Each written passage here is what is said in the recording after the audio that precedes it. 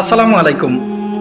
আগামী জাতীয় নির্বাচনে ভোট কাকে দিবেন, কি দেখে ভোট দিবেন, কি বুঝে ভোট দিবেন, এই মুহূর্তে কিন্তু প্রশ্নগুলো অনেক দামি।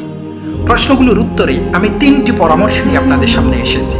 প্রথমত, আপনার এলাকার যে প্রার্থী সে মানুষ হিসেবে কেমন, সৎ নাকি অসৎ, সাধারণ মানুষের সাথে তার বিহেভিয়ার কেমন, আচরণ কেমন, সাধারণ মানুষের সাথে তার উঠা বসা আছে কিনা, অবশ্যই খেয়াল রাখতে হবে।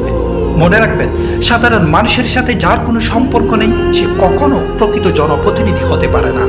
এক্ষেত্রে সেসব মানুষগুলো অহংকারী, জালিম এবং নিষ্ঠুর হওয়ার সম্ভাবনা সবচেয়ে বেশি। দ্বিতীয়ত, যে বিষয়টি, প্রার্থীর পেশাগত জীবন কেমন অবশ্যই যাচাই করতে হবে। সে কোন পেশার সাথে যুক্ত, আইনজীবী, শিক্ষক, চাকরিজীবী না ব্যবসায়ী।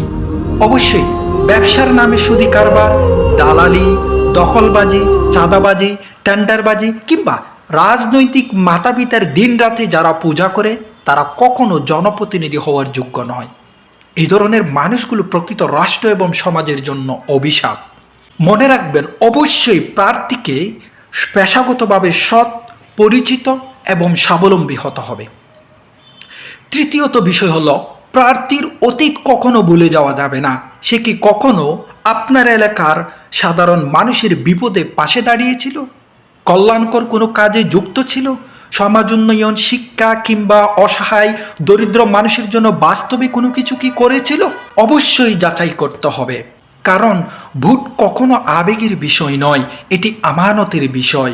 ভুল মানুষকে ভোট দিলে, অহংকারী, দাম্ভিক, জালিম মানুষকে ভোট দিলে পুরো জাতিকে খেসারত দিতে হবে। মনে রাখবেন, কিয়ামতের দিন আমাদের প্রত্যেকটি ভোটের জবাবদিহি করতে হবে মহান আল্লাহর কাছে।